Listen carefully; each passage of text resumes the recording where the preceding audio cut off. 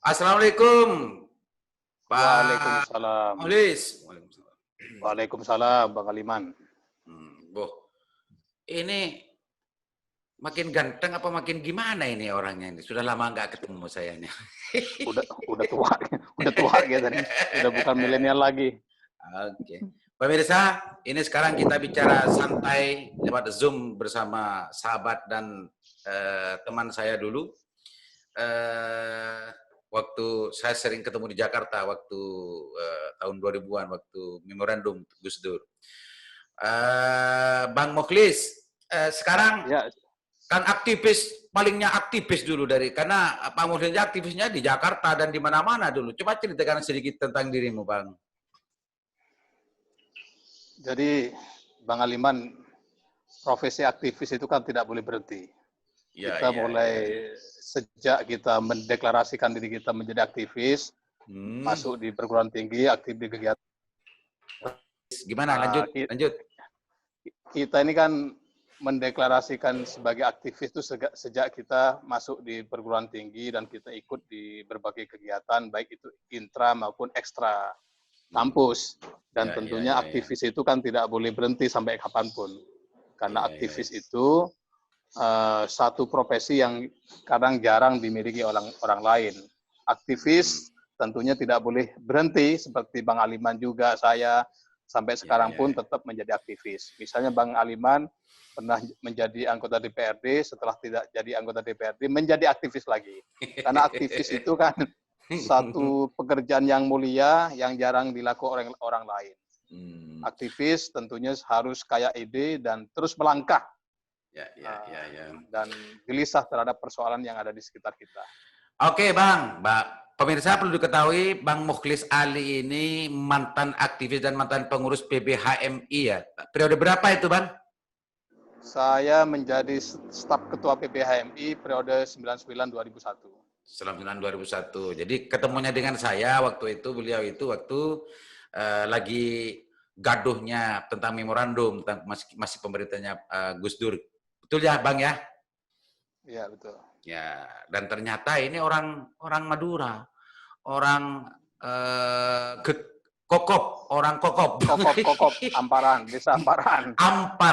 Orang Amparaan, menjadi aktivis di Jakarta. Pemirsa kalau melihat wajah beliau ini memang tidak akan menyaksikan bahwa orang ini orang desa. Alandu, ini Alandu.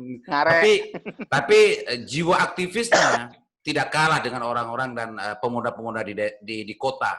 Beliau sampai hari ini menakbiskan diri, mempunyai madhab, kalau sudah mendeklarasikan sebagai aktivis, maka harus melekat seumur hidup. Bang, setelah itu Bang Mukhlis, setelah waktu ketemu saya itu kan aktivitasnya di mana saja sekarang, Bang? Ya, saya masih di Jakarta, Bang Aliman, masih di Jakarta. Cuma selama pandemi ini saya ada di Malang, karena memang hikmah dari pandemi ternyata memberikan kita waktu yang cukup dengan keluarga. Jadi selama berapa bulan terakhir ini saya lebih sering di Malang. Tapi tentunya kita biarpun ada dimanapun, kita juga tidak pernah berhenti kita melakukan kegiatan-kegiatan, aktivitas yang tentunya dalam rangka mendorong tadi itu proses mencerdaskan anak-anak muda, menyiapkan kader dan lain sebagainya. Ya nanti dalam waktu dekat mau ke Jakarta lagi, karena kita memang hidupnya di Jakarta. Wah, itu salah satu bentuk keaktivisannya seorang aktivis yang berjiwa perintis dan tidak pernah berhenti untuk bagaimana berpikir peka dan sensitif terhadap perkembangan kehidupan sosial. Bang Mukhlis, yang saya sempat lihat di akun media sosialnya Bang Mukhlis ini sering bicara tentang masalah Madura, tentang masalah apa itu hegemora, Bang? Hegemora itu apa, Bang? Hegemora itu Himpunan Generasi Muda Madura. Saya bentuk itu sekitar tahun 97. Waktu itu ada kasus Madura di Sanggoledo. Di Sanggoledo, Kalimantan Barat, kita menggalang anak-anak muda di Jakarta, kita demo ke Kementerian Pertahanan, supaya pemerintah waktu itu segera menurunkan pasukan ke Sanggoledo dalam rangka mengamankan dan menyelamatkan warga kita Madura di sana. Oh, Setelah itu itu ya, awal-awalnya ya. itu awalnya. Hmm. Selanjutnya kita juga banyak mengadvokasi lah Hmm. persoalan-persoalan Madura khususnya di perantauan, baik Hmm. dengan organisasi-organisasi kemaduran yang lainnya. Pak Aliman. Bersinergi tentunya ya. Kalau yang selama ini kita dengar masyarakat Madura ada Ikamra, ada Ikama, ada apa segala macam Ya, bersinergi dengan organisasi ini ya, Bang. ya tentu khususnya di DKI Jakarta kan kebetulan saya ketua bidang organisasi di Ikatan Keluarga Madura saya ini. Jadi Hmm. apa yang kita lakukan tentunya tetap kita apa ya menjadikan Ikama sebagai patron lah gerakan kita untuk mengurus Madura seluruh Nusantara ini. Pemirsa, perlu diketahui bahwa yang namanya IKAMA yang dijelaskan oleh Bang Mukhlis ini adalah Ikatan Masyarakat Madura yang ketuanya Keluarga adalah Madura, eh, keluarga. Ikatan Keluarga Ikatan Keluarga Madura. Madura. Keluarga Madura yang ketuanya adalah Abah Haji Rawi. Ya, ya Bang ya. Ya, Abah betul Haji betul. Rawi. Kalau IKAMA ini lebih luas itu ya, keluarga. Tak mungkin kalau Hegemora lebih fokus ke pemudanya gimana Bang? Ya, sebenarnya bicara organisasi Madura ini termasuk unik, Pak Aliman. Karena Hmm. organisasi kemaduraan itu kan lebih kepada gerakan etnis ya, gerakan etnis, Hmm.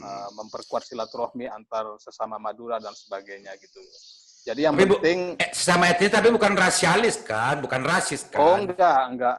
Tentunya kita, khususnya saya dan teman-teman yang backgroundnya dari anak-anak terdidik, selama ini justru kita lebih banyak melakukan gerakan-gerakan yang lebih kepada gerakan peradaban khususnya di keluarga besar Madura. Kita dorong Ya. supaya warga Madura itu bisa bersinergi dengan seluruh elemen masyarakat, seluruh etnis dan sebagainya. Dan alhamdulillah apa yang kita lakukan dengan para sesepuh, tokoh dan sebagainya, khususnya Madura yang ada di daerah Jabodetabek sampai sekarang bisa bisa bersinergi, bisa berdampingan dan bisa beraktivitas dengan baik, Bang Aliman. Khususnya lebih fokus kepada tantretan Madura perantauan Bang Mukhlis ya.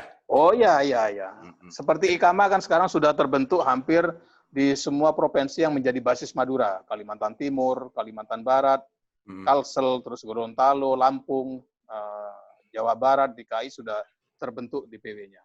Kalau Hegemura sendiri?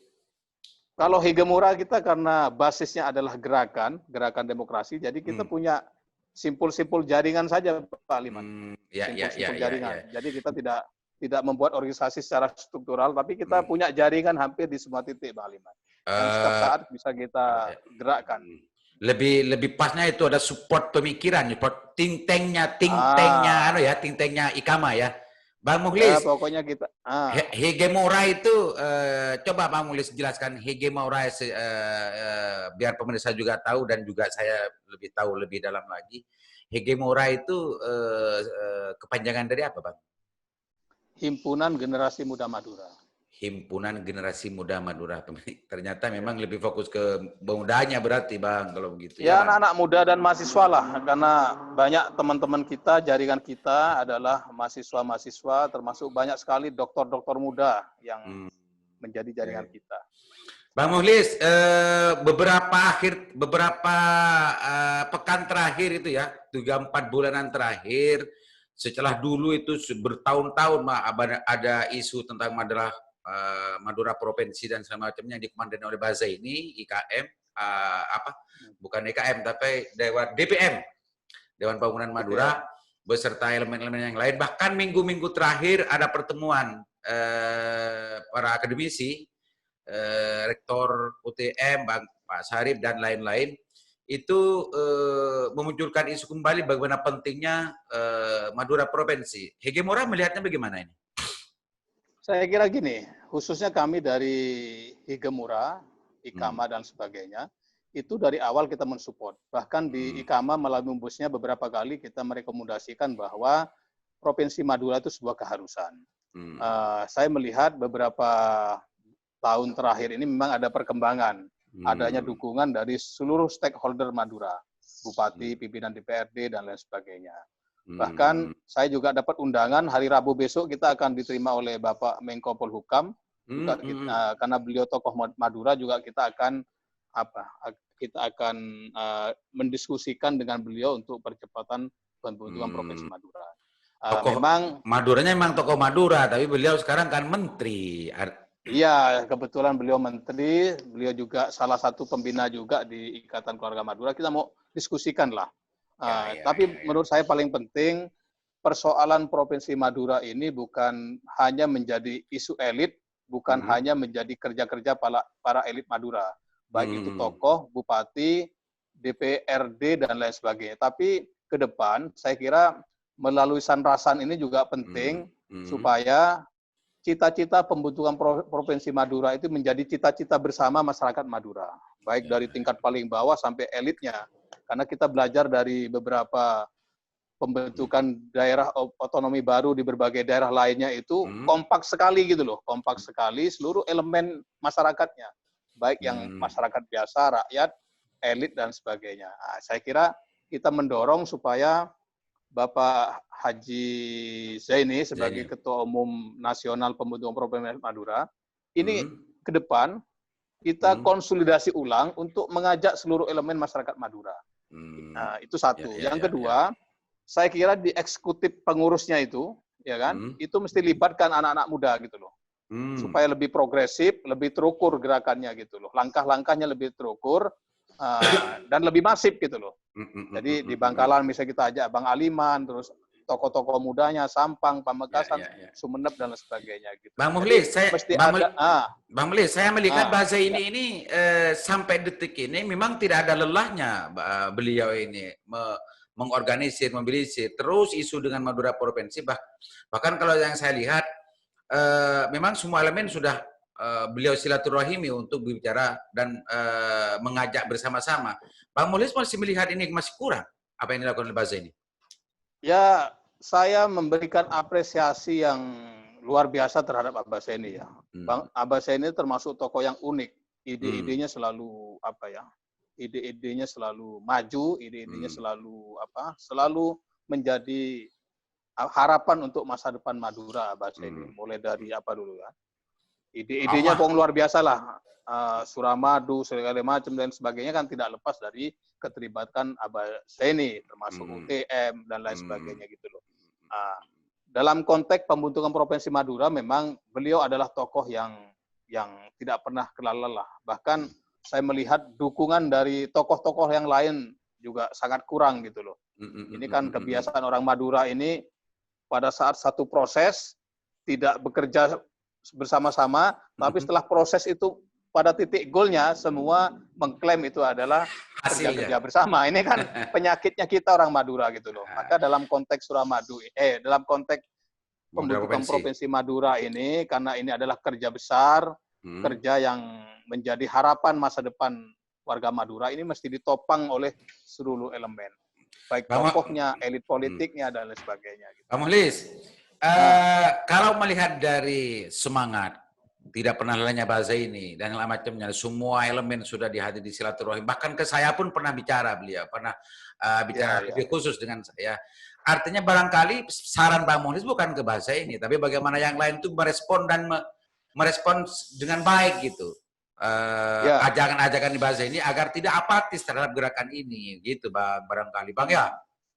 Ya, saya kira dalam konteks elit ini kan dukungan sudah luar biasa. Saya lihat respon dari para bupati, pimpinan DPRD dan lain sebagainya sudah luar biasa. Tinggal sekarang ke depan bagaimana pembentukan Provinsi Madura ini menjadi cita-cita bersama, Bang Aliman. Seluruh rakyat bicara Provinsi Madura, seluruh rakyat ini, gitu. Seluruh tokoh juga terlibat dan sebagainya. Bang Muhlis, sering mendengar.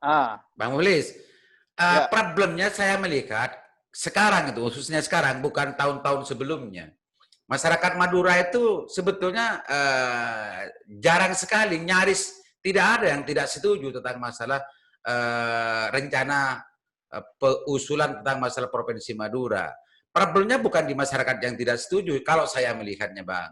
Tapi ini memang ada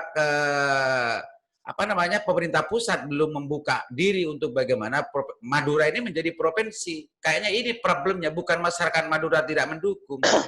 Bang, gimana ya, memang, menurut Abang? Kalau menurut aturan undang-undang, kita kan ada problem kurangnya kan minimal syaratnya itu harus ada 5 kabupaten kota. sementara kita hanya ada 4.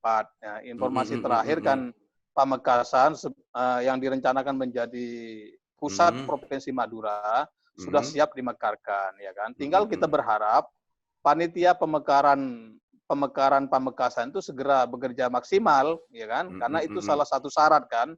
Itu satu. Yang kedua, kita tahu bahwa pemerintah pusat kan beberapa tahun terakhir ini melakukan penundaan terhadap pembentukan daerah otonomi baru. Moratorium. Bukan hanya moratorium daerah otonomi baru. Kan itu kalau nggak salah Pak Aliman ada ratusan itu, 200 lebih daerah otonomi baru. Iya, usulan itu. Tapi karena terkendala dengan pendanaan dan lain sebagainya, ada penundaan. Bahkan Madura ini sebenarnya memang cita-citanya lama, tapi proses administrasinya yang belakangan gitu loh, mendaftar baik ke Depdagri dan lain sebagainya gitu loh. Kalah cepat dengan Papua, kalah cepat dengan Banten, kalah cepat dengan provinsi-provinsi yang lainnya. Iya, kalah cepat. Karena tadi itu kita ini kadang-kadang lebih sibuk membangun opini, tapi praktisnya kerja-kerja praktisnya itu nggak kita siapkan dengan baik. Maka apa teman-teman, Bang Ulis, Tantretan Hegemora tidak mengevaluasi tentang masalah proses yang dijalankan ini perlu dievaluasi enggak? Kalau menunggu tentang masalah syarat rukun dari persyaratan dari DOB daerah otonomi baru kan memang harus ada 5 gitu ya. Madura secara geografis, Madura secara kultural, Madura secara sebetulnya menurut yang sering kita bahas dan yang sering kita bicarakan itu sudah lebih dari cukup syaratnya untuk jadi provinsi. Dan yang sekarang ini mestinya kalau bicara tentang persoalan bagaimana mendekatkan pelayanan negara terhadap masyarakat, ini sebetulnya inisiasi ini dari negara mestinya, tidak ada di masyarakat. Ini pernah dipikirkan nggak dengan Hegemora? Enggak, saya kira gini, kan kalau kita belajar dari daerah otonomi baru atau pembentukan kabupaten kota, provinsi dan sebagainya, itu kan cita-cita itu muncul dari masyarakatnya ya kan. Tapi ada prosedur yang harus diikuti ya kan. Nah, ini kan Madura ini memang kendalanya kalau mengacu kepada undang-undang kurang 1 daerah administrasi itu ya kan. Dari 5 yang disyaratkan kita hanya punya 4 ya. Maka karena itu menjadi syarat menurut undang-undang, karena sebelumnya kita sudah melakukan judicial review di Mahkamah Konstitusi kan ditolak. Karena itu menjadi syarat, maka kita dorong supaya panitia pembentukan pemekaran di Pamekasan mesti bekerja bersama gitu loh, segera bekerja bersama di samping kita menyiapkan pembentukan Provinsi Madura. Kan sudah dibentuk tim akademiknya kan, yang dipimpin oleh Profesor Sarip dari UTM dan Dr. Dani, Wakil Rektor. Nah, tinggal kita ke depan kita percepat saja. Itu satu. Yang kedua, saya kira tokoh-tokoh muda Madura yang sekarang ada di Senayan, ada Haji Safiuddin Asporo, ada Rahasani, ada Ra Imron dan lain sebagainya, itu mesti juga membantu supaya terjadi percepatan langkah ini. Itu satu. Yang kedua, seperti yang saya bilang tadi, ayo kita yang muda-muda, Bang Aliman, saya, dan beberapa teman-teman lainnya, kita kan punya banyak teman di Madura. Ini kita sekali waktu kita duduk bareng-bareng, apa sih sebenarnya yang harus kita lakukan? Gitu. Karena menuju cita-cita yang besar kayak ini, provinsi ini kan cita-cita besar untuk warga Madura, tidak cukup. Tokoh-tokoh seperti Abah Saini sendiri, Barawi sendiri, mesti kita semua terlibat gitu loh. Supaya ke depan kita satu jalan gitu menuju Provinsi Madura itu Pak Aliman. Bang Mukhlis, nalar berpikir Bang Mukhlis ini masih masih memakai pendekatan perundang-undangan dan itu berangkat alurnya dari bawah. Yang saya tanyakan tadi, apa bisa dibalik gitu? Artinya yang punya inisiasi ini justru dari pemerintah pusat melihat dari kecukupan syarat secara geografis, secara kultural, bahasa, bahkan segala macamnya ini. Madura justru yang bergebu-gebu untuk jadi provinsi harus pemerintah pusat, bukan orang Madura. Bisa nggak untuk berpikir ke arah situ? Ya, sekali lagi Pak Aliman ya, kalau belajar dari sejarah pembentukan daerah otonomi baru yang seperti saya sebutkan tadi, semua berangkat dari cita-cita masyarakatnya gitu loh. Jadi belum kecuali ada inisiatif dari DPR, ada beberapa wilayah juga inisiatif DPR yang ada di komisi teman-teman DPR. Nah, tinggal ini dipelajari saja mekanismenya inisiatifnya itu. Sekarang kan ada Pak Mahfud di sana yang juga menjadi pembina dari pembina dari IKAMA. Artinya untuk mengeksekusi pikiran ini yang sebelumnya kalau pakai dari jalur bawah, dari jalur aspirasi gitu ya. Ini di samping mas sekarang moratorium masih belum dibuka, proses ini panjang Bang Mukhlis. Kalau ini sedikit dirubah gitu ya, bahwa ini adalah kebutuhan dari pusat untuk bagaimana mempermudah dan hadirnya negara terhadap masyarakat, apalagi secara geografi segala macamnya sudah dianggap cukup persyaratannya dibandingkan dengan yang lain.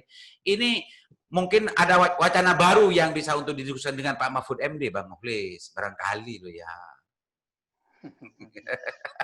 Ya, saya kira sulit, Bang Aliman, kalau kita berharap ada inisiatif dari pemerintah pusat. Pertama tadi satu ada moratorium. Yang kedua, kita kan sampai hari ini juga belum tahu isi hati Provinsi Jawa Timur itu, baik gubernur maupun DPRD-nya.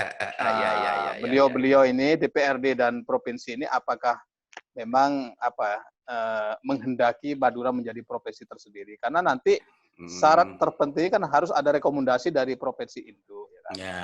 Sudahlah, yang penting sekarang karena saya lihat perkembangannya cukup positif, adanya keterlibatan ini, ya tinggal ada kerja di Tudi yang lebih maksimal lagi.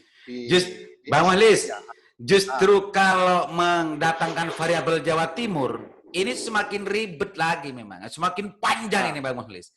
Menurut saya begini Bang Mukhlis, menurut saya begini, ini sekedar wacana saja, Karena di Madura ini bahasanya bahasa Madura sendiri bukan bahasa Jawa. Secara geografis sudah berpisah dengan Jawa dan secara kultur juga beda dengan yang lain.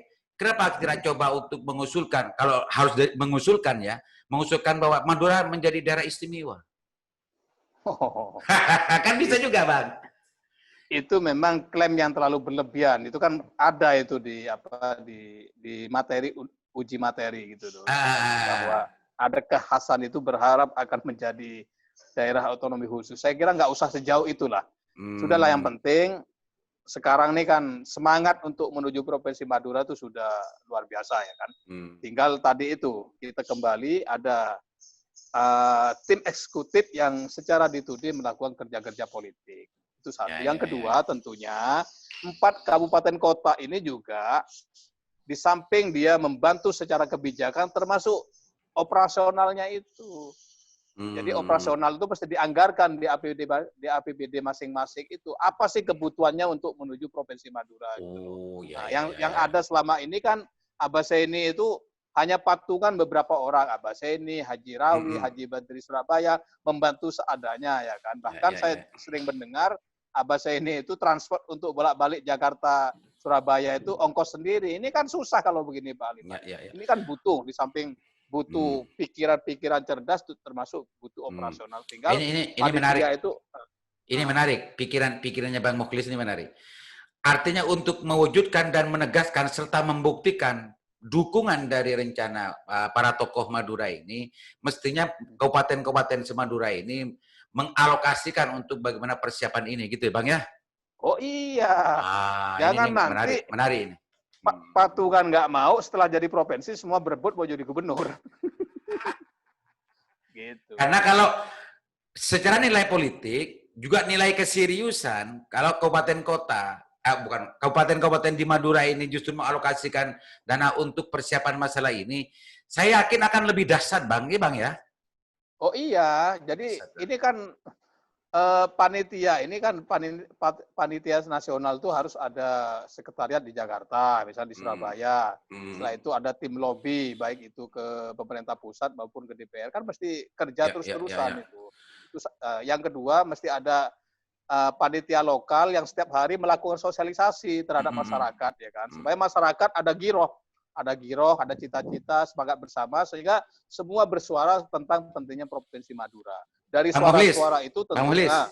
Ini menarik, ide menarik. Perlu untuk ditindaklanjuti, khususnya kepada Abah bahasa ini atau tokoh-tokoh yang lain yang mempunyai kaulan hakilah. Bukan saya dan Bang Mukhlis. Kalau Bang Mukhlis yang bicara ke Pak Bupati, Bang Mukhlis dengan saya bicara ke anggota dewan dan macamnya takut tidak kaulan hakila. Tapi kalau sesepuh kita yang bicara untuk membuktikan keseriusan dan dukungan dari semua pihak yang selama ini diklaim dan juga sering ada yang juga bicara di media, alokasi anggaran untuk membantu proses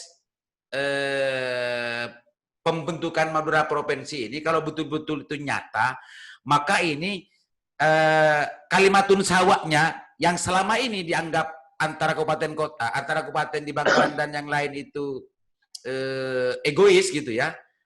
Ini akan hilang. Ada banyak makna dari ini, Bang Mukhlis.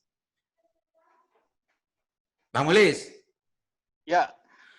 Ini penting untuk ditindaklanjuti Bang Mukhlis ke Abah, ke Mbak Zaini atau ke yang lain-lain. Mudah-mudahan juga Abah Zaini dan yang lain-lain mendengarkan perbincangan kita sandasan ini, Bang. Ya. Jadi gini, menurut saya, bahasa ini sebagai Ketua Umum Nasional pembentukan Provinsi Madura, ya kan, ini mesti lakukan apa ya, semacam rapat tim kembali, kan, merumuskan kembali yang lebih rigid langkah-langkah dan tahapan itu. Melibatkan tim akademik yang sudah dibentuk dan beberapa tokoh-tokoh gitu kan. Itu satu. Yang kedua, mungkin perlu juga kita melakukan studi banding ke beberapa provinsi baru yang baru dibentuk, misalnya Kaltara, terus dan beberapa provinsi lainnya gitu loh. Ini kan butuh anggaran Pak Liman gitu kan. Nah, tinggal sekarang panitia nasional itu membuat perencanaan anggaran. Nah, kita bicara dari nol lagi gitu loh. Walaupun tahapan-tahapan sudah dilakukan, ketemu bupati, ketemu ketua DPRD dan lain sebagainya gitu. Jadi kita konteks itu terus jalan, tapi konteks tekniknya kita bicara lagi dari nol gitu loh. Sehingga nanti di situ ketemu anggarannya gitu loh. Anggarannya berapa, kita minta supaya masing-masing kabupaten itu terlibat membantu perencanaan anggarannya itu. Dari mana anggaran? Dari APBD yang bisa dipertanggungjawabkan oleh panitia. Supaya terukur gitu loh kebutuhan-kebutuhannya. Di samping nanti menggalang bantuan dari masyarakat umum, dari orang-orang kaya Madura dan sebagainya. Bahkan kan prasyarat untuk menjadi provinsi dan sebagainya kan mesti ada Bank Madura dan sebagainya. Ini sudah kita bicarakan dari dulu dengan Bapak Ahsanul Kossasi, tokoh-tokoh dan sebagainya. Ya kan? Ini kan mesti juga segera dibentuk. Namanya sudah ada Bank Madura Syariah apa-apa dulu itu. Oke. Bang Mukhlis, sebelum panjang ke yang lain-lain. Tapi untuk bagaimana ada tune-in antara keinginan masyarakat Madura dan tokoh-tokoh Madura dengan pemerintah pusat, ini yang lebih penting sebetulnya. Maka pertemuan antara para tokoh, Abah sesepuh kita, Abah Zaini atau yang lain-lain, atau mungkin Bang Mukhlis yang ikut, jangan lupa itu ketika bicara dengan Pak Menko Polhukam, Pak Mahfud, untuk bagaimana carikan cara untuk tidak monoton seperti alur yang ada dalam undang-undang. Barangkali ada cara yang lain yang lebih efektif, Bang Mukhlis. Biar tidak lama-lama, Bang. Ya ini kan. Bang Mukhlis ikut kan? Bang Mukhlis mau ikut kan? Bang Mukhlis mau ikut kan? Saya nggak ikut, saya ada di Malang, saya Pak Liman. Karena harus rapid tuh kan. Harus rapid test dan sebagainya. Bang Mukhlis kan sehat, Bang Mukhlis. Ya sehat, tapi ini banyak agenda lah di sini, nggak bisa ditinggal. Cuma apa saya ini ngasih tahu undangannya ya kita ya sudahlah, biar yang sepuh-sepuh dan tokoh-tokoh aja yang ketemu dengan Pak Mahfud. Kita sudah paham lah apa yang mau dibicarakan dan nanti apa hasilnya. Tinggal nanti hasilnya kita publish seluas mungkin sehingga nanti itu menjadi referensi untuk melakukan kerja-kerja politik itu. Oke Bang Mukhlis, barangkali ada hal yang lain kepada khususnya teman-teman pemuda perantauan yang ada yang menjadi ruang lingkup kerja dari Hegemora atau pada keluarga besar Madura tentang masalah Madura Provinsi, silakan barangkali ada yang mau lebih ditekankan lagi oleh Bang Mukhlis. Ya, jadi gini, saya cukup berpengalaman lah di urusan-urusan Madura khususnya di perantauan. Saya terlibat secara langsung itu kan dari tahun 97 sampai sekarang ya kan.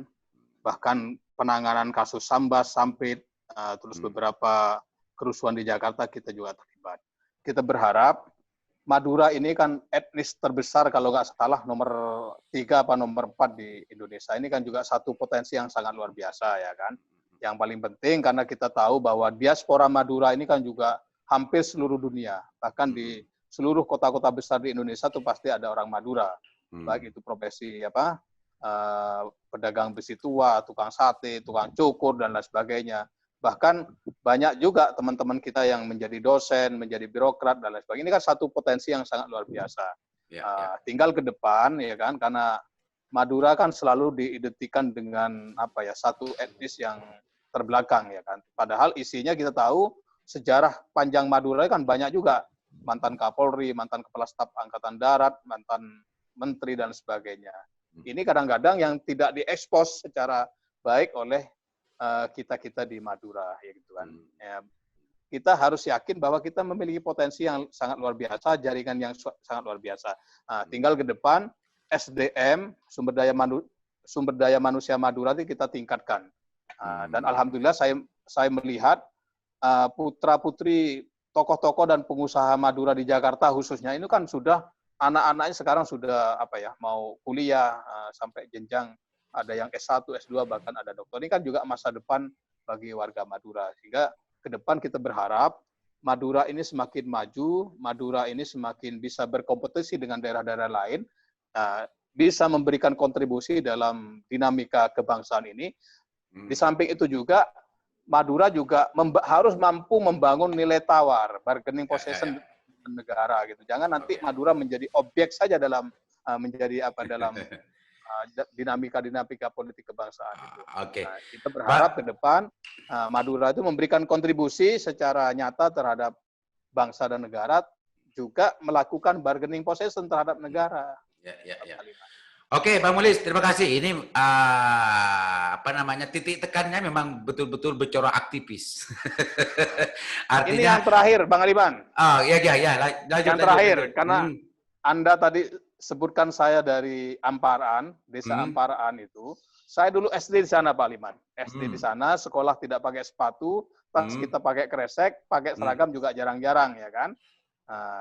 Alhamdulillah sekarang Bangkalan Utara kan banyak tokoh-tokohnya nih, yang DPRD tingkat 2, DPRD provinsi itu kalau nggak salah ada Saudara Matur, ada Ajis, ya kan, ada Mahfud, ya kan. Saya berharap teman-teman sekarang yang ada di DPRD, ada di provinsi, ya kan, ini supaya mau memperhatikan secara khusus perkembangan di Madura, Bangkalan Utara nih, karena miris sekali kita, air kadang-kadang kurang, infrastruktur jalannya rusak, jembatan ini gitu. Nah, kita berharap teman-teman yang sekarang ada yang di DPRD tingkat 2 provinsi dan saudara tua kita Haji Saubiudin Asmoro ini kan juga ada di Komisi 5 yang membidangi infrastruktur. Ya, kita tolehlah saudara-saudara kita yang ada di Bangkalan Utara ini supaya infrastrukturnya memadai, juga penyediaan airnya kalau kemarau panjang juga ini, Pak Aliman. Oke, makasih Bang Mukhlis. Ternyata di akhir-akhir sebelum ditutup Bang Mukhlis muncul nasionalismenya, amparaannya. Kalau melihat dari wajahnya dan gambar di belakangnya ini calo ini. Ini simbol kita. Kita merantau di mana-mana pasti kita bawa celurit, bawa ini sebagai simbol budayanya. Ini amparaan betul ini. Mudah-mudahan apa yang disampaikan didengar. Dan saya kira kalau semua yang disebut Bang Mukhlis itu betul-betul serius dan memberikan itu bukan sesuatu yang sulit untuk merealisasikan apa yang menjadi harapannya Bang Mukhlis. Begitu Bang Mukhlis ya. Mudah-mudahan bermanfaat Bang. Selamat beraktivitas. Semoga jiwa aktivisnya tidak pernah lepas. Assalamualaikum warahmatullahi wabarakatuh. Sanrasan makin oke. Sanrasan makin oke. Oke. Audio Jungle.